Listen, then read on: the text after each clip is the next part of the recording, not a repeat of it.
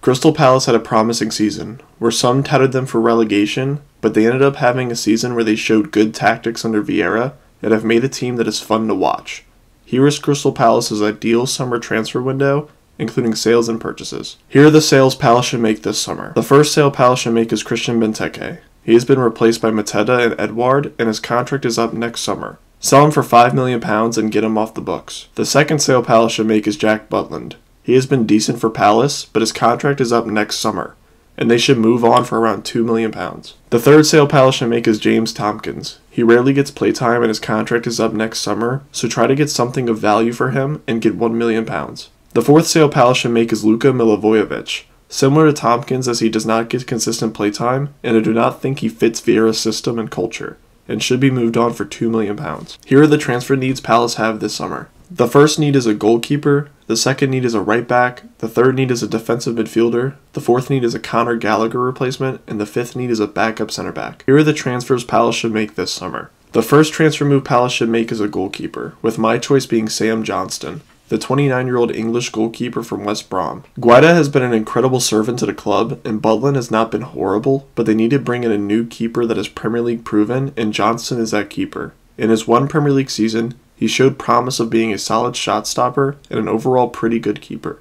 He would come in and would not make too many mistakes, and he can save the club at points with his shot stopping ability, and I think he would fit right in with the Palace culture. He will be free, so this move makes a lot of sense. The second transfer move Palace should make is a right back, with my choice being Kyle Walker-Peters, the 25-year-old English right back from Southampton. Palace needs a new and younger right back, and the rumors are that they are interested in Wan-Bissaka to come back.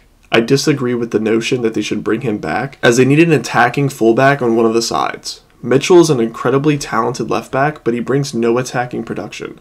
So putting another player similar to that on the right side won't add anything to the club. Walker-Peters could come in and add an amazing attacking presence on the right side and could work really well in the attacking phase with Elise. He is also not simply just an attacking fullback, as he is quite balanced with decent defending ability. This move is perfect for them, and I think they could get him for around £20 million. The third transfer move Palace should make is a defensive midfielder, with my choice being Ibrahim Sangare, the 24-year-old Ivorian defensive midfielder from PSV. Palace really do not have an actual good defensive midfielder.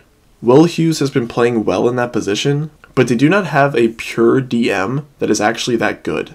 Sangare is a player that can be a pure DM for them that would also fit the culture and system built by Vieira at Palace perfectly.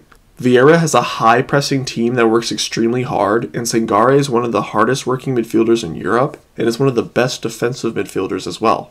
He is also pretty good on the ball and is able to progress play forward with passes and carries at times. He has experience in the European stage, and I think he is ready for the big jump to the Premier League. He may take time to adjust, but I think his potential is incredible, as he could become one of the best DMs in the world in the right situation. I see him costing £25 million, and this would simply be a phenomenal transfer. The fourth transfer move Palace should make is a Gallagher replacement, with my choice being Joe Aribo, the 25-year-old Nigerian central midfielder from Rangers. As much as Palace want him back, Gallagher will most likely stay at Chelsea for a multitude of reasons, and if they want him back, it would have to take him having an abysmal season next year. But right now, Palace need to replace him, as they need someone that is a pressing machine that will play in the more advanced positions, although labeled as a central midfielder. Joe Aribo can be that player, as he is a versatile player that is a pressing machine. I think he could go right into Gallagher's position, where in the defensive stage will press with the number 9 to form a 4-4-2 pressing structure, then in the attack play more as a 10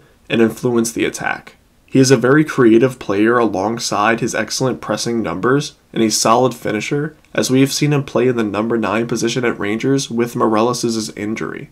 This move makes way too much sense for me, and I see him costing £7 million this summer. The fifth transfer move Palace should make is a backup center back, with my choice being Malang Sarr, the 23-year-old French center back from Chelsea. Palace really lack a solid third center back, as after Guehi and Anderson, they have Tomkins and Ferguson, which Tomkins is old and inconsistent, and Ferguson is still quite raw. So I think Sarr could be a good third option that could also be a depth option as left back as well. Sarr is also a quite inconsistent player, but I think under Vieira, he could get the best out of him like he has with Guehi. He is clearly talented, as he is a good ball progressor and puts up solid defensive numbers, but he just needs to fix his consistency, and I think he could be a good center back at a Premier League level. Chelsea might be interested in moving on from him, but it might be difficult with their lack of center back depth. I think it's worth a try, and I think they could get him for £8 million.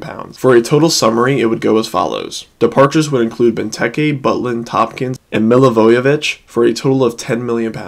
Arrivals would include Johnston, Walker-Peters, Sarr, Aribo, and Sangare for a total of £60 million, giving Palace a £50 million net spend this summer. For the first team squad, it would go as follows. Johnston and Guaita as keepers, Mitchell as the left back, Walker-Peters, Ward, and Klein as right backs, Sangare and Riedewald as defensive midfielders, Hughes, Aribo, Schlupp, and MacArthur as central midfielders, Zaha and Eze as left wingers, Elise and Ayew as right wingers, and Edouard and Mateta as strikers. I think this squad will continue Palace in the right direction, and I could have them finishing in the top 10 if all goes well, but should at least help them avoid relegation.